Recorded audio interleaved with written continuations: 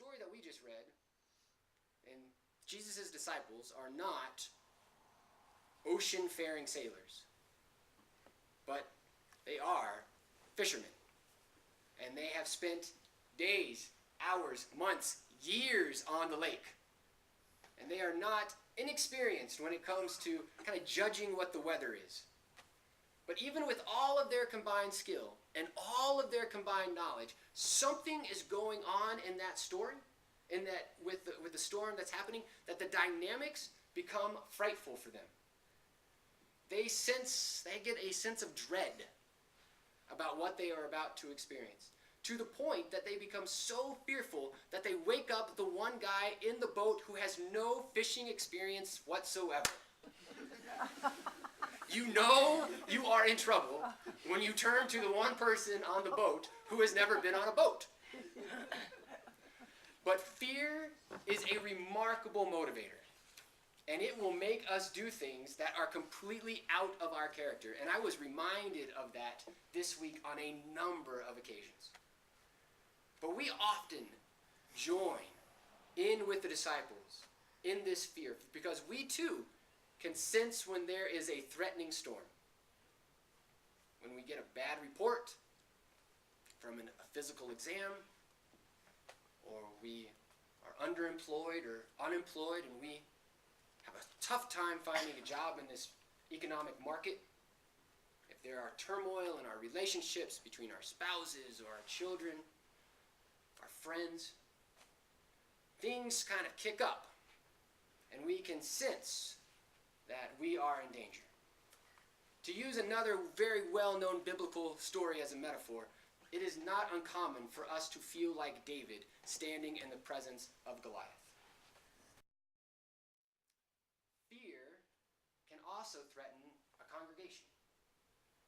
Even within our congregations, and it is not a Christian phenomenon. It can be a Unitarian, Jewish, Christian, religious science. It doesn't matter.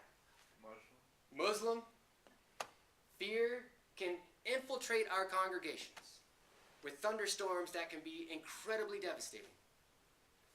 Fear threatens to sink congregations who worry about changes that come on way too quickly. Or we get a little fearful of the fact that we don't know who's sitting next to us in our pews. Or we start to lose members over a controversy that has either arisen inside or infiltrated us from the outside. Or we start to water down our distinct personality. St. Augustine says this: when you have been abused, it is difficult to listen, and you feel like you are being buffeted by the winds. When your anger is aroused, you feel like you are being tossed by the waves. So when the wind blows and the waves mount high, the boat is in danger, and your heart is imperiled. Your heart is taking a battering. But on hearing yourself insulted, you long to retaliate. But the joy of revenge brings another type of misfortune: shipwreck. Why is this? St. Augustine says, because Christ is asleep within you. What do I mean? I mean, we forget the presence of God resides in each and every one of us. So rouse him, remember him, and let the peace of God flourish within you. It's when I think of St. Augustine's words that the true significance of this story comes to me. It's not that there is a Christ who can command the winds and the waves, still within the midst of the chaos on that lake. It is the acknowledgement that Christ sleeps in each and every one of us, and rousing him with an intensity of our cries that we sometimes feel we cannot get beyond the situation on our own, and we need some help. When there are times when we can bear something no longer, like the disciples, and we get too exhausted, then we need to rely upon the Christ figure which resides inside of us.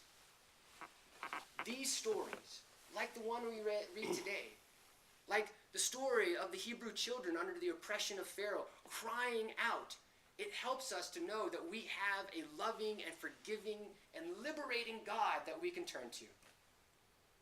Then our fear that makes us do weird things and say awful things and act in ways that are against our character can turn to amazement and awe as we stop to consider how God can respond. Or as the beautiful prayer writer Frederick Buechner writes, Christ sleeps in the deepest selves of us all. And whatever we do, in whatever time we have left, wherever we may go, may we, in whatever way we do things, call upon the Christ to help us find our way. So that as he is awoken within us, we can find the courage and the hope so that he can show each and every one of us our way through life. May he especially be with us as the winds blow and the waves rock us, so that as we walk through this world, even within the midst of the storm, we may find peace. May you have a wonderful International Peace Week. May you find the peace within you and within your community this day and all of your tomorrows. Amen. Amen.